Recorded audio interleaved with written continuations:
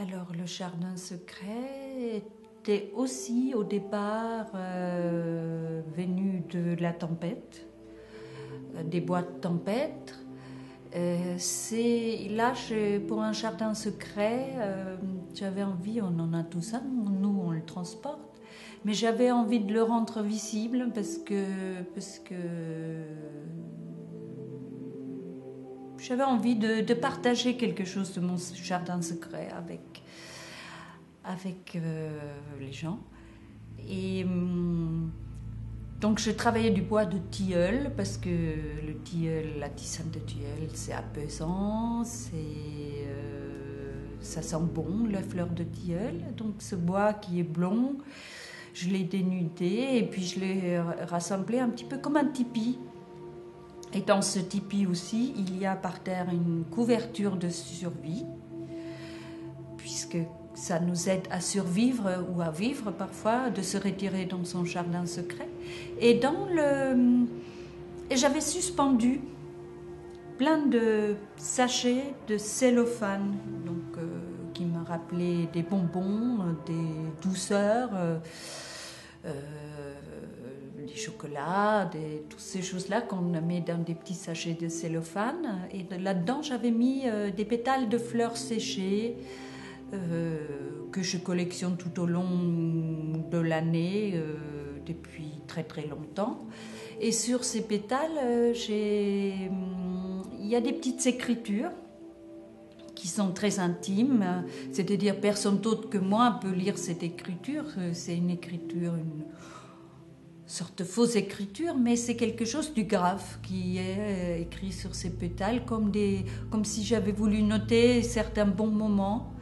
Et quand on est donc dans ce jardin secret, on peut se nourrir de ces bons moments pour peut-être que se consoler ou en tout cas reprendre un petit peu le temps de se reconstruire pour pouvoir après repartir vers le monde. Il n'est nulle question de rester enfermé dans son jardin secret, mais avoir des moments précieux. C'est quelque chose de précieux que chacun porte en soi, et de pouvoir se retirer dans ces lieux que connus de nous-mêmes. C'était ça l'idée. Et donc, à partir de ce jardin secret, j'ai créé 12 reliquaires à 4 mains, qui sont 12 boîtes lumineuses dans lesquelles j'ai réinstallé des petits jardins secrets qui parlent forcément de mon histoire de femme, de mon histoire de fille, de mère, et qui évoquent des bons moments ou des moments partagés. J'ai mis plein de matériaux à nouveau symboliques. Par exemple, il y en a un où il y a une grande broderie, et puis autour il y a des coquilles de moules d'eau douce. En allemand, on appelle la nacre Perlmutter, et c'est la mère de la perle. Et je trouvais cette idée très jolie, et j'avais envie Il y a aussi encore une petite boîte dedans qui ne s'ouvre pas, où il y a à nouveau un secret à l'intérieur du jardin secret. Souvent, je me sers justement de cette possibilité d'avoir deux cultures, donc deux langues à m'apporter.